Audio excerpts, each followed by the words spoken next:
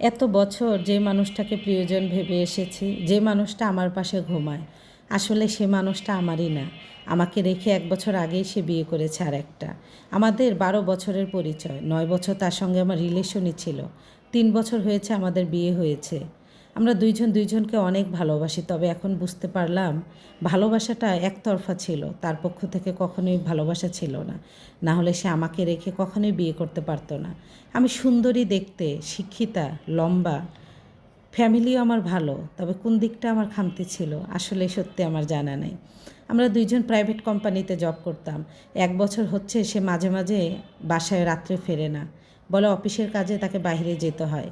আমিও তাকে কখনো প্যারা দিতে চাইনি, কারণ আমি তাকে বুঝতে চেয়েছি আমাদের সম্পর্কটা সবসময় আমি সম্মানের জায়গায় রাখতে চেয়েছি, যে যেখানে সম্মান থাকে না সেখানে সম্পর্ক রাখা যায় না।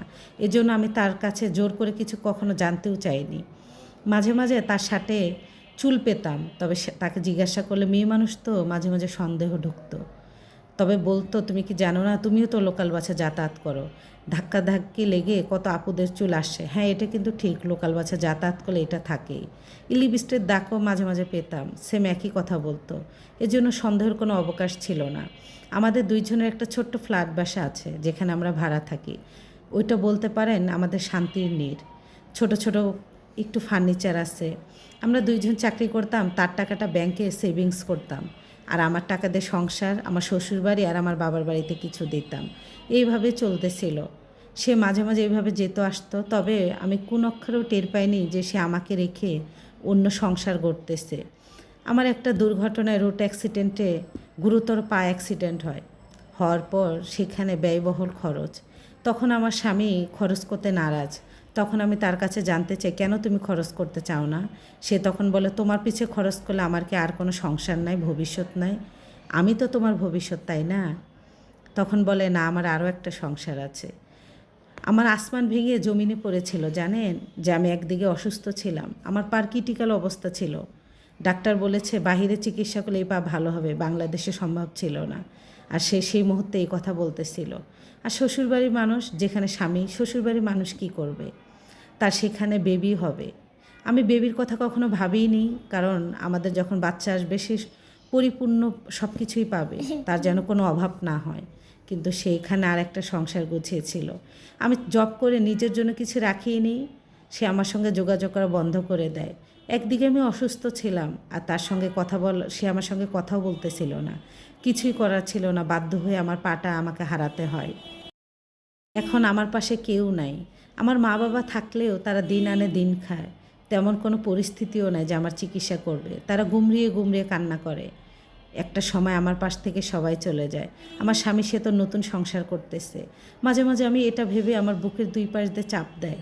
আমার আম্মু যখন আমার হাজব্যান্ডের সঙ্গে, আমি যখন স্টুডেন্ট ছিলাম, দেখা করতে দিত না। সে কান্না করত। কান্না করতে করতে অসুস্থ হয়ে পড়তো, তাকে হসপিটালে নিয়ে যেতে হতো। আমি লুকিয়ে লুকিয়ে তার সঙ্গে যে দেখা করতাম। একটা দিনের কথা এখন আমার মনে পড়ে, আমার বার্থডে ছিল। সে আমাকে উইশ করবে, একটা গোলাপ নিয়ে আসছিল। আমার বাবা জানতে পারে, আমাকে যেতে দেয় না। সে সারা রাত, শীতের রাত দাঁড়িয়েছিল, কারণ আমার ডিসেম্বরের ছিল বার্থডেটা। সেই দিনগুলো কিভাবে ভুলে গিয়েছে জানেন আপুরা? এটা ভেবে আমার আরও কষ্ট লাগে। আমার স্বামীর বুকে আরেকজন মাথা রেখে ঘুমায়। এগুলো ভেবে আমি ভীষণ অসুস্থ হয়ে পড়ি। আমাদের ডিভোর্সটা হয়েছে 3 বছর। আমি অনেক কষ্টে আছি, জানেন? এক পানি আমার জবটা তো হারাতে হয়েছে। আমার পাশে এখন কেউ নাই। আমি যদি নিজের জন্য কিছু রাখতাম তাহলে আমার এই দিনটা দেখতে হতো না। শুধু ফ্যামিলি, সংসার, শ্বশুরবাড়ি, বাবার বাড়ি নিয়েই ভেবেছি, নিজের জন্য কোনো কিছুই ভাবিনি। এখন আমার একবেলা খেতে হয়, আর একবেলা না খেয়ে থাকতে হয়। কোনো রকম টিউশনি করে আমার সংসারটা চলতেছে। আমার জবটা অনেক প্রয়োজন। আমার পা নাই দেখে কেউ জব দিতে চায় না প্রাইভেট কোম্পানিতে। আমাদের দেশে শিক্ষিত দেখে না, সে পরিপূর্ণ সুস্থ কিনা এটা দেখে। আমার পা নাই বিধায় কোনো সমস্যা হয় না, কিন্তু তবু কেউ আমাকে জব দিতে চায় না।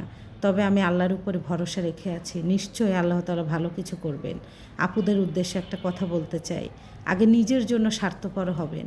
যদি নিজের জন্য স্বার্থপর হতে হয়, আগে নিজের জন্যই স্বার্থপরটা হবেন, কারোর জন্য না, কোনো ব্যক্তির জন্য না। একটা সময় দেখবেন মা বাবা, ভাই বোন, স্বামী, সন্তান সবাই আপনার পাশ থেকে চলে যাবে। আপনাকে সে কষ্ট নিজেই সাফাই করতে হবে। এটা একটা আপুর লাইফ হিস্ট্রি। ধন্যবাদ সবাইকে।